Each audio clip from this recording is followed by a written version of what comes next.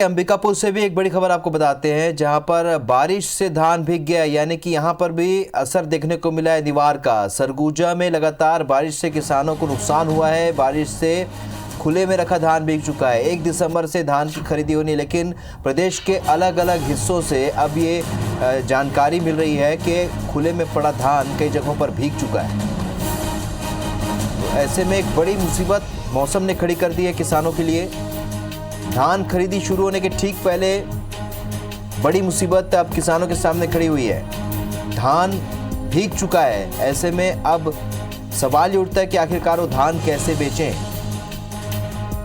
धान सुखाना भी एक बड़ी समस्या है।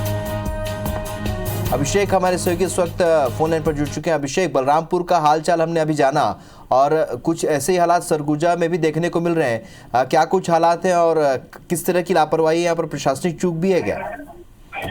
देखिए, ये जो बारिश का है, बारिश बीते रात से करीब 8 से 10 घंटे हो गए, वो बारिश लगातार जारी है। अब भी सरगुजा के अलग अलग इलाकों में बारिश हो रही है और सबसे बड़ी परेशानी ये है कि जिन किसानों ने अपनी फसल काट ली थी, वो धान चाहे खेतों पर है या फिर खलिहान तक पहुंच गए हैं, उनको सुरक्षित रखना किसानों के लिए बड़ी चुनौती है। और यही हम जब अभी मौके पर गए हुए थे तो किसान का पूरा परिवार खुद भीग कर धान को सुरक्षित रखने की जुगत में लगा हुआ था। त्रिपाल से जो खलिहान में रखे फसल थे उनको ढकने का प्रयास जारी था, ताकि ज्यादा से ज्यादा जो धान है वो भीगने से बच सके।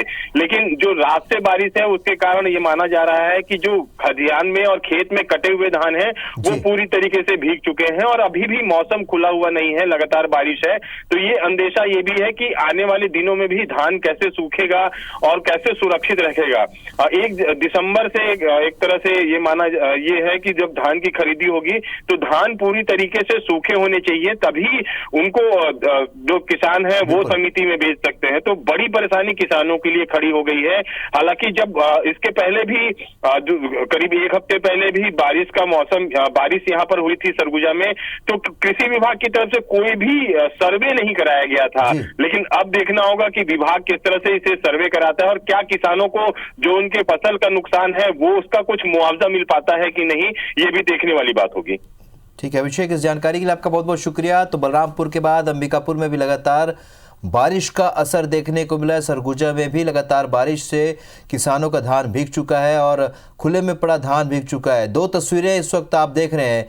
पहली तस्वीर बलरामपुर की है, जहां पर धान आप देख सकते हैं किस तरीके से बारिश में भीगकर खराब होने की स्थिति में। अंबिकापुर में भी यही हालात है। अगर धान नहीं सूखता है तो ऐसे में इसे बेचा नहीं जा सकता। 1 दिसंबर से धान खरीदी की प्रक्रिया शुरू होनी है, उसके पहले मौसम की मार किसानों पर पड़ी है। तो 1 दिसंबर धान खरीदी शुरू होने के पहले एक बड़ी परेशानी यहाँ किसानों के सामने खड़ी हो गई है। मौसम की मार पड़ी है, खुले में पड़ा धान अब भीग चुका है।